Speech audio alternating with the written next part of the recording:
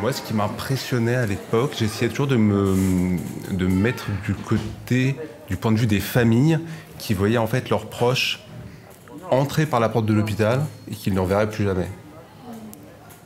Et ces familles qu'on était amenés à voir, par exemple, si leurs proches étaient hospitalisés, vivants, pour qu'ils nous amènent des effets personnels, pour qu'ils puissent avoir un téléphone, un chargeur.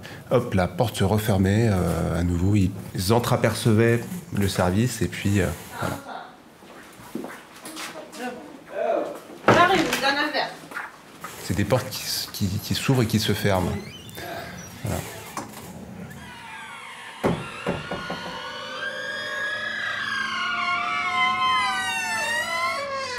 La traversée.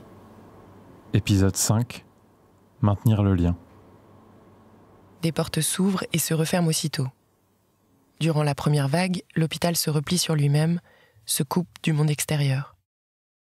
Comment les soignants de l'hôpital de La Fontaine ont réussi à maintenir le lien entre les patients et les êtres chers, le lien entre les morts et ceux qui restent.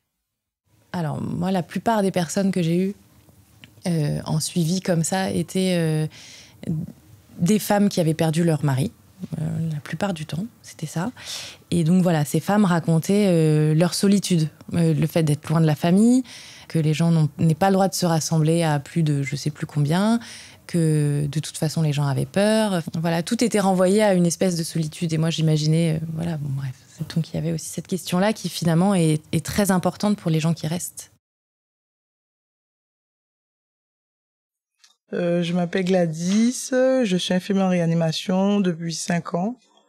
C'était mon deuxième patient Covid du coup. Et il est arrivé rapidement, il s'est dégradé au niveau des machines. Mais physiquement, ça se voyait pas qu'il se dégradait. Donc du coup, il nous a demandé d'envoyer des messages, des choses comme ça et tout, ce qu'on a fait. Et après, on s'est rendu compte qu'il désaturait, que ça n'allait plus. Donc, on l'a informé qu'on allait l'intuber et tout ça. Donc, il a voulu qu'on informe son employeur, sa famille et tout. Ce qu'on a fait en envoyant des messages. Et du coup, pendant la journée, sa femme, elle l'avait pas vu depuis la veille. Donc, elle avait pas de nouvelles, elle l'avait pas vu. Donc, elle nous a appelés pour nous dire qu'elle voulait le voir, elle voulait avoir des informations.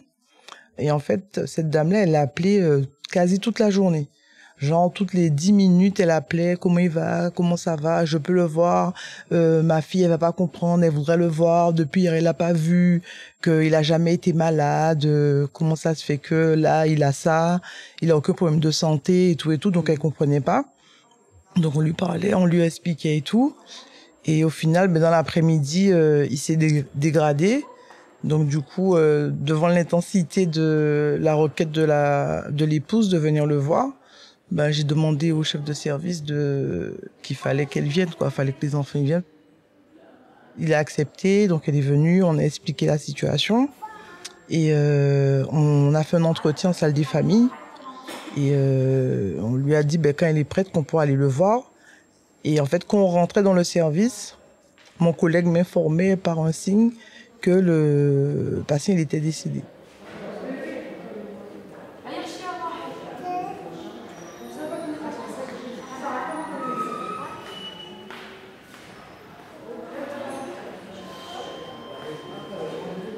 Et du coup, on est reparti en salle des familles avec l'épouse.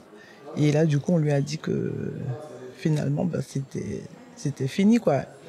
Donc, ça a été très difficile pour le fils. C'est un ado. Il avait 15 ans. Et la femme, elle s'est littéralement jetée au sol. Je me suis baissée par terre. En fait, je l'ai prise dans mes bras.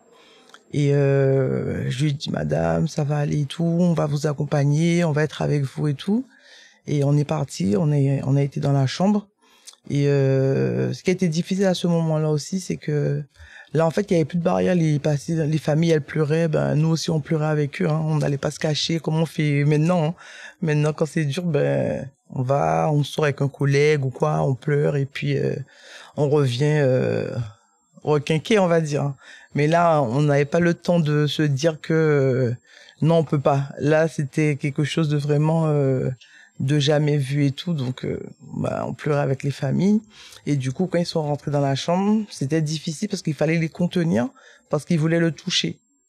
On pouvait rien faire et c'était juste, tu viens, tu restes debout, tu regardes et c'est tout. Donc, ils faisaient le tour du lit et puis nous, on les suivait autour du lit pour leur dire non, faut pas le toucher parce que il y a le Covid, comme vous savez, et tout ça. En plus, il y a la petite et tout et tout. Et franchement, c'était difficile. Ils étaient 3. La mère, le fils d'un ancien mariage, il avait 15 ans et la petite, elle avait peut-être 6-7 ans. On a dit, est-ce qu'on peut les laisser quand même se recueillir seuls? Mais il faut vraiment pas qu'ils s'approchent du lit, qu'ils enlèvent pas leur masque, qu'ils se déshabillent pas et tout. Fallait qu'on s'assure de ça. Et en même temps, on peut pas faire les flics, entre guillemets. Ils ont besoin de ce monde, donc on les a laissés. Ils sont restés assis, ils sont restés calmes. Et quand elle a senti que voilà, c'était le moment, le fils aussi, on leur a demandé, est-ce que vous êtes sûrs? Ils ont dit oui. Et du coup, on les a accompagnés vers la sortie et on a terminé notre travail, quoi. C'était lors de la première vague de Covid, où j'ai eu le Covid, justement, tout de suite après.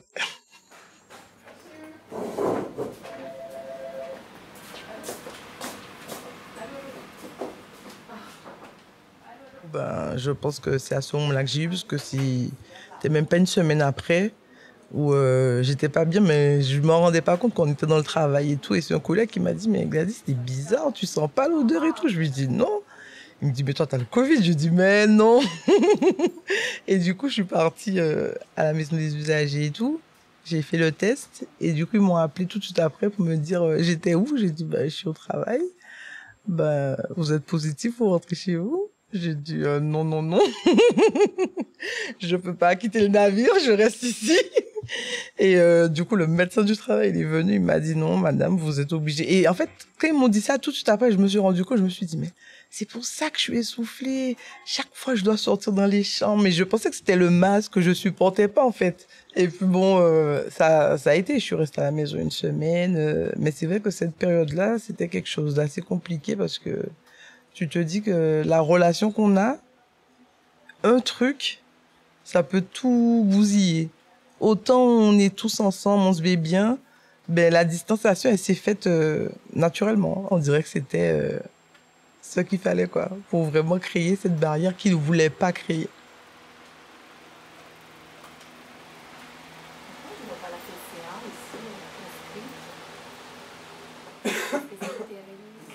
Il y a eu beaucoup d'hôpitaux, j'en ai discuté avec des collègues, ils ont tout fermé.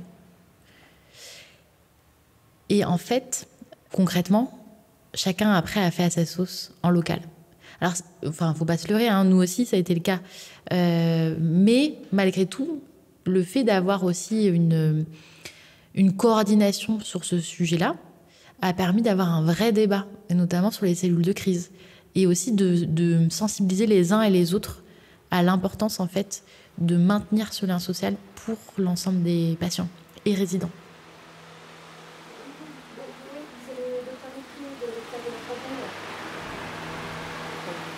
Oui, vous m'entendez bien? Oui.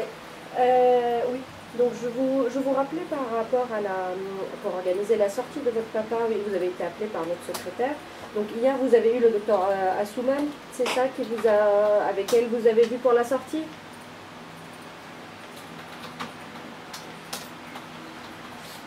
On en a 3, 4 même. Assouman, c'est... Oui, tout à fait. Hein? Quand elle dit docteur Assouman... Oui, Ça c'est vite. ouais. Ouais, Oui. Donc voilà, c'est toutes les modifications qu'on a fait. On avait mis en place un système avec les internes où en fait on faisait la visite le matin et l'après-midi. On passait du temps à appeler tous les jours les familles pour donner des nouvelles. Ça c'était dans la continuité des soins. Et en fait, il y avait aussi cette équipe mobile qui était l'équipe mobile de soins palliatifs qui s'était du coup transformée en équipe de lien, on va dire ça. Et donc elle s'était étoffée de gens qui sont venus donner un coup de main. C'était vraiment pour les situations plus délicates, plus vers la fin de vie. Elle pouvait passer dans le service pour faire soit des appels vidéo, et du coup, ils essayaient de maintenir le lien. Et nous, on essayait de maintenir le lien quand même avec les familles de nos patients, en appelant tous les jours pour donner des nouvelles. Voilà, donc on faisait ça l'après-midi. Je j'ai rappelé Ouais. Abdel. On lui a dit hier que c'était possible 17h. Bah non. Aujourd'hui, comment ça se fait que... Je vais le rappeler. J'ai dit, écoutez, moi je vais laisser Je vais le rappeler. vous rappeler. Ouais. Je lui ai dit que les sorties habituellement se font avant midi. Je lui ai dit, il faut que vous soyez là vraiment beaucoup plus tôt. Il m'a dit 15h30. C'est trop tard, 15h30. Aussi. À nos entrées. J'ai dit, Mais moi je laisse avec le soin au on a une médecin. ambulance et des gens qui l'attendent. Bah, Il veut pas laisser partir Je vais le rappeler. Tu le son rappelles et papa. tu lui dis, essaye de le rassurer. Et là, il attend un Et retour. si jamais tu lui dis, écoutez, si vous n'êtes pas rassuré, nous, le plus tard qu'on peut faire, c'est 14h.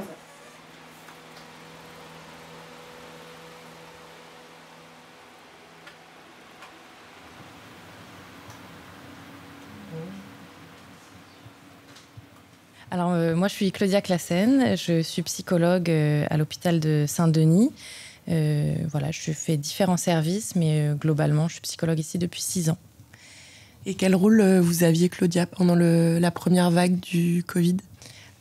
Alors, pendant la première vague du Covid, j'avais quitté mon service dans lequel je travaillais, et donc j'ai été intégrée dans ce qu'on a appelé l'équipe mobile de soutien, qui est en fait un agrandissement de l'équipe mobile de soins palliatifs, qui fait donc un travail transversal, qui va dans les différents services pour prendre en charge les questions globales autour de l'accompagnement des personnes en fin de vie.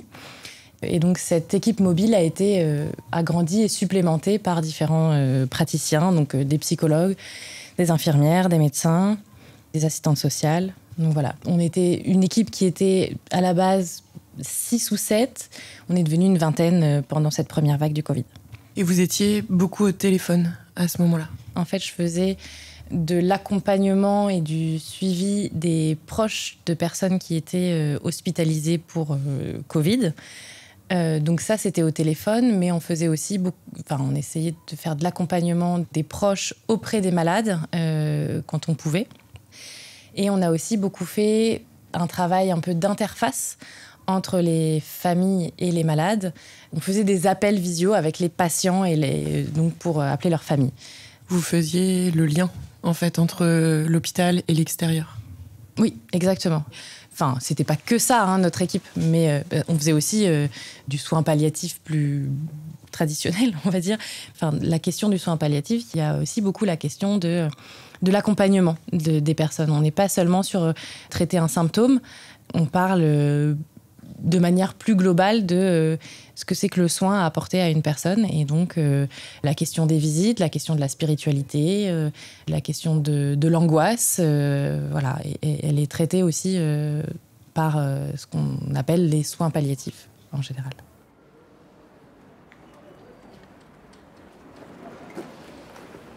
Bonjour.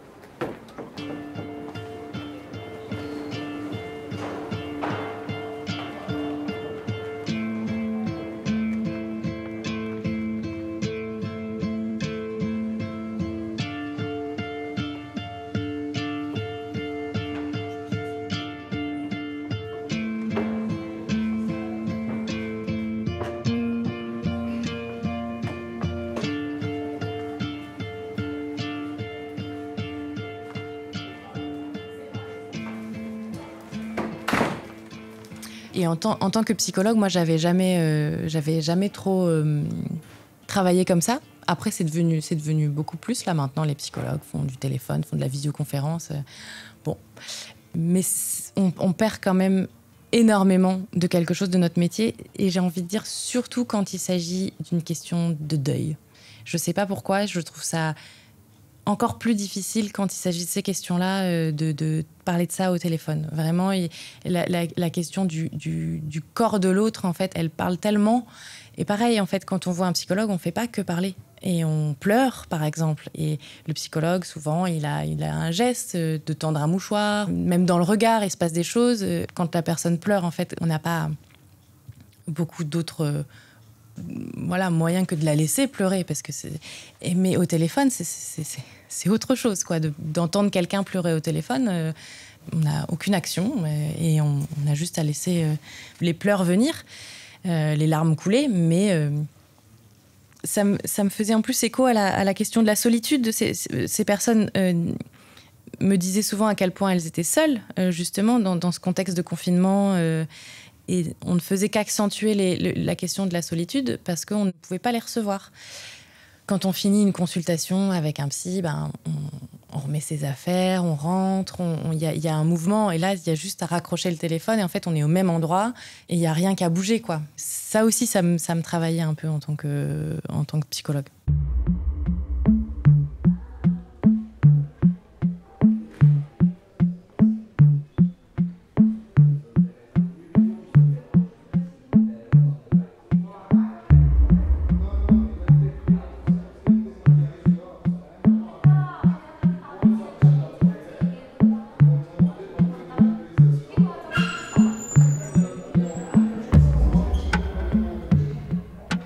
Pendant ce moment-là, bien sûr, les gens, ils étaient tellement conscients, on disait tellement partout qu'on pouvait pas rentrer dans les hôpitaux, que c'était vraiment la catastrophe, que quand on les a laissés rentrer, effectivement, il y avait l'idée qu'ils nous remerciaient d'une certaine façon de prendre ce temps-là, parce qu'ils voyaient bien que les soignants étaient débordés.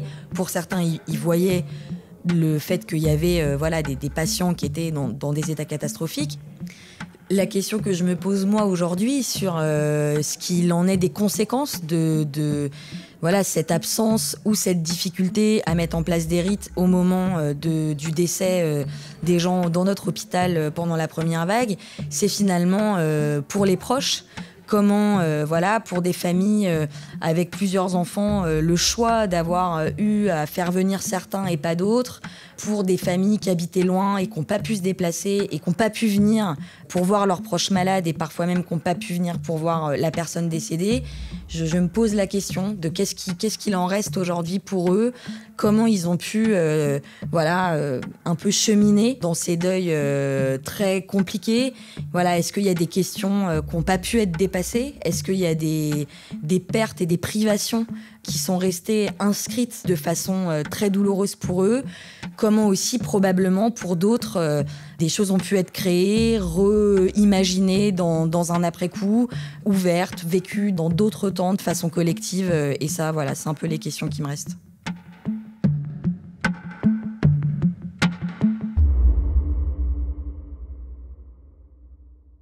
On a proposé à des familles de venir une fois la première vague passée, quand on avait plus de temps. On a sélectionné les patients qui étaient décédés dans notre service et on a proposé aux familles de revenir s'ils le souhaitaient, poser leurs questions dans un entretien mixte psychologue-médecin. Alors il y a eu beaucoup de questions sur le fait qu'il n'y ait pas assez de respirateurs pour tout le monde, qu'il n'y ait pas assez de place pour tout le monde, etc. Et donc il y avait aussi une grande inquiétude des familles qu'on débranche, entre guillemets, parce que c'est le mot consacré pour ça, consacré par la population générale. Des accusations parfois, ou des craintes formulées sous forme d'accusation de vous allez le débrancher pour donner la machine à quelqu'un de plus jeune. Mais non, on n'a pas fait ça. En réanimation, on a quand même régulièrement des décès très brutaux et très violents, ce qu'on n'avait pas eu à gérer, je pense, ou en tout cas pas à ce point-là.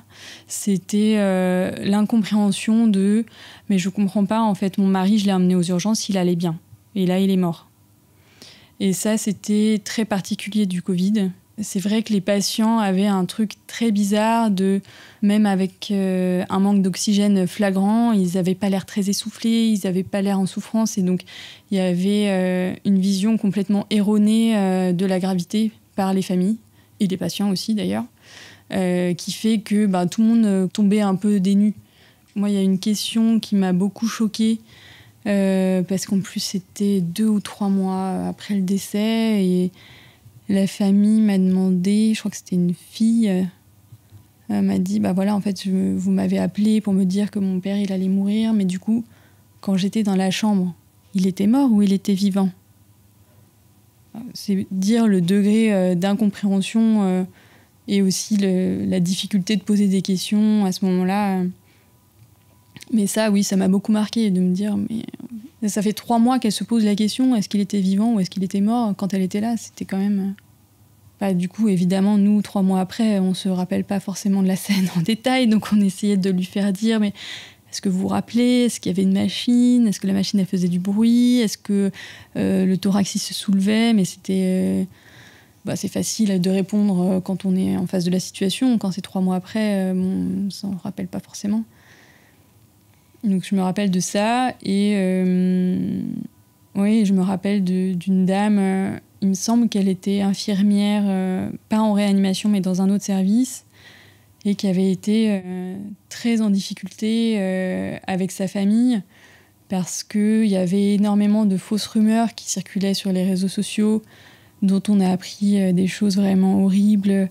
Apparemment, il y a eu toute une rumeur comme quoi le Covid, c'était un peu une excuse pour prendre les organes des Noirs. Et donc, il y avait une défiance vis-à-vis de l'hôpital qui était vraiment très importante. Et du coup, cette infirmière, elle était vraiment complètement en porte-à-faux entre sa famille qui était persuadée que l'hôpital allait tuer le monsieur en question pour lui voler ses organes, et en même temps du coup le monsieur qui n'arrivait pas à respirer, etc. Donc du coup, à cause de cette histoire de défiance, il était arrivé très très tard, et elle avait été complètement en porte-à-faux entre recourir aux soins. Et donc elle était un peu en fait c'est pas possible ces rumeurs, je connais cet hôpital, les gens font pas ça. Et en même temps quand on est seul contre tous avec une idée, c'est compliqué.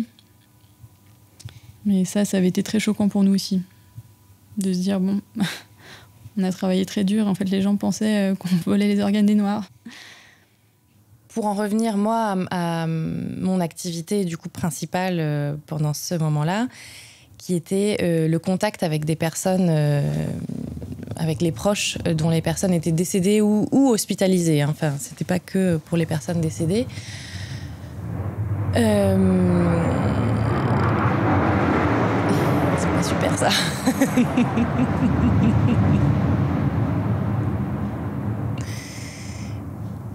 Donc j'ai notamment le souvenir d'une dame dont le mari venait de décéder, que j'avais eu régulièrement au téléphone pendant assez longtemps. Il était assez jeune, enfin voilà, ils avaient des enfants en bas âge. Elle commençait à me parler au début d'une possibilité de confusion des corps au niveau de la morgue, de s'être trompée de corps.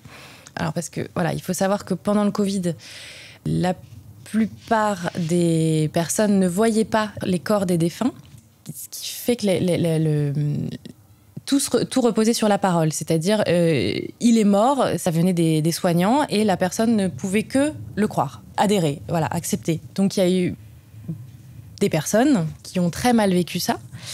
Et donc, voilà, cette personne, au début, parlait d'une potentielle confusion qui était aussi beaucoup liée à des représentations de cas exceptionnels où ce serait arrivé. Et donc, bon, voilà, au début, c'était de simples hypothèses. Et après, au fur et à mesure de nos appels, parce que c'était assez régulier, cette femme a vraiment évolué vers quelque chose de plus, de plus pathologique, de vraiment une croyance forte que le corps de son mari n'était pas à la bonne place.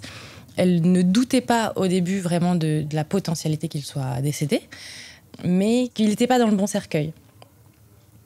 C'était avant la cérémonie d'enterrement. Elle trouvait que c'était pas la bonne dimension, par exemple. Le cercueil était trop petit pour son mari. Ce serait pas lui dedans. Et ça a évolué beaucoup avec beaucoup d'angoisse sur finalement, voilà, est-il vraiment mort ? Est-ce qu'on me cache pas des choses ? Et ça, on a glissé. Alors, je crois que ça a été, voilà, ça s'est résolu. Hein. Elle a fini par aller mieux, un peu mieux, en tout cas par rapport à ses angoisses, mais ça a été transitoire. Donc, je pense que c'est surtout dû à une question de deuil compliqué, et ça veut dire aussi que les rites qu'on fait autour d'un défunt, ils sont pas là pour rien. Ils sont là aussi pour le faire passer de la communauté des vivants à la communauté des morts. C'était intéressant. Elle disait que les morts du Covid, c'est comme s'ils ne méritaient pas d'être enterrés, ou d'être bien enterrés, en tout cas.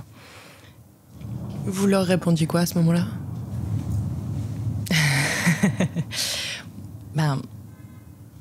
Moi, je leur répondais pas. Enfin, voilà, mon rôle, c'était surtout d'écouter. De toute façon, la question du deuil, n'importe quelle psy, elle est compliquée. On n'a pas grand-chose à expliquer, à répondre. La perte de quelqu'un, elle est singulière à chacun et chacune d'entre nous. On peut juste écouter la perte et comprendre. Il y a aussi la perte brusque, la brutalité de la perte. Elle pensait porter plainte, elle pensait envoyer des photos notamment au niveau des tailles. La taille du corps de son mari était trop grande par rapport au cercueil qu'elle avait mesuré. Du coup, elle avait mesuré parce qu'elle avait vu le cercueil à la morgue. Et là, j'avoue que mon rôle a été un peu compliqué parce que j'étais un peu prise aussi dans toutes ces questions-là. Alors évidemment, on essaye de faire aussi un travail de réalité, de remise dans la réalité de la chose. Mais en fait, quand quelqu'un est persuadé, quelqu'un va très mal comme ça. C'était une dame qui avait des enfants, un entourage. Et donc, elle me disait que voilà, son entourage essayait de la ramener un peu à la réalité. Et ça avait fonctionné. Et notre dernier appel, c'était ça. Elle était revenue en disant en fait, je ne saurais jamais. Mais je vois que ça fait souffrir aussi beaucoup de gens. L'espèce de quête de la vérité. Et donc, elle était revenue un peu à la base en disant je saurais jamais, mais en fait on sait jamais vraiment qui on enterre et je suis elle était sûre qu'il était mort et qu'il était finalement là où il devait être.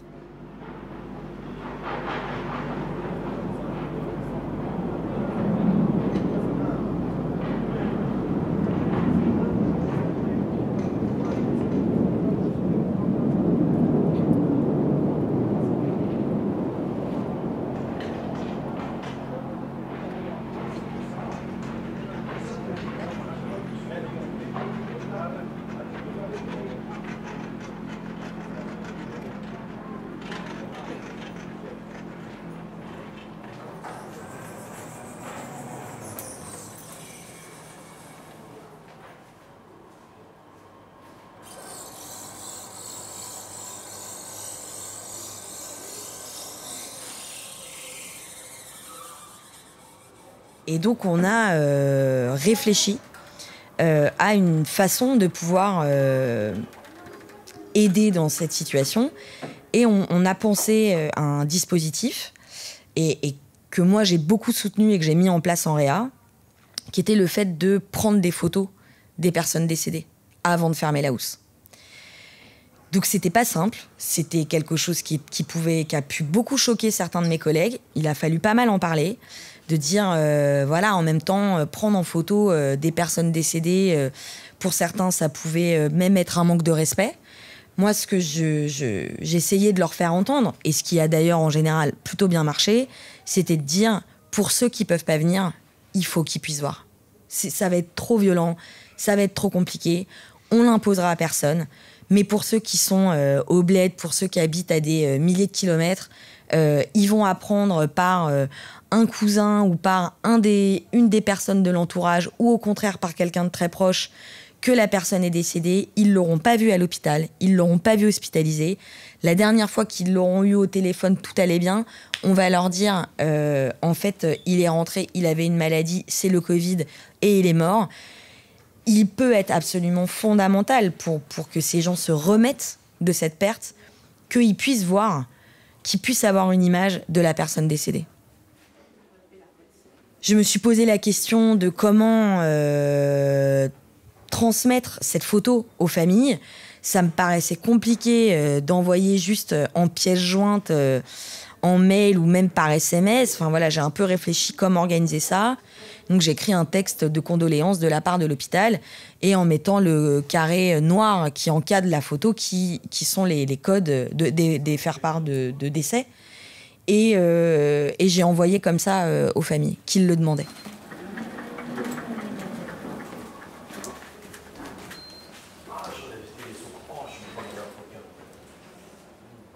Voilà, on a récupéré des vieux appareils photo numériques. Il fallait les recadrer par moment, il fallait un peu les retoucher. Donc je me suis retrouvée à faire du traitement de photos de personnes décédées. J'avais pas du tout prévu que j'aurais à faire ça un jour dans ma vie. C'est comme ça. Il m'est apparu que, globalement, de façon générale, les gens prenaient la personne en plan américain. Et donc, effectivement, mettaient au centre la question du visage. Et c'est là où il m'a semblé qu'il y avait quelque chose qui était absolument fondamental, qui était que dans ces moments de mort indénombrable, de cette espèce d'anonymisation comme ça, quelque chose du visage et de l'identité du mort était à ce moment-là mis en avant. Et moi, j'ai trouvé que c'était très fort.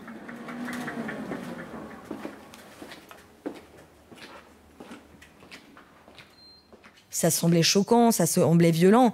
En fait, dans l'après-coup, j'ai eu beaucoup de retours qui disaient que ça avait été une façon de garder de l'humanité. Dire que ces gens, ils ont été leur visage et leur nom ont été gardés en mémoire et ont été reconnus par l'institution. Ils ont été vus, nommés pour les proches.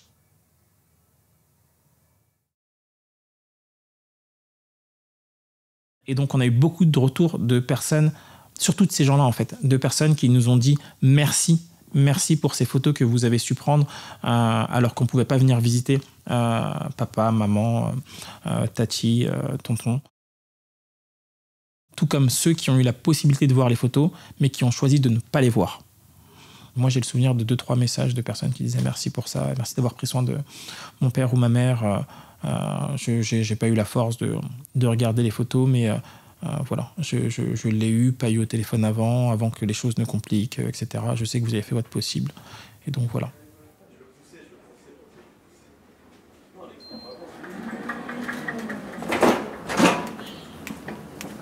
La traversée. Épisode 5, maintenir le lien. Avec la musique originale de Pierre Chaffanjon.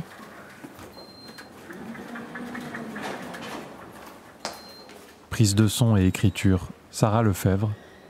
Réalisation et mixage, Brice Andlauer.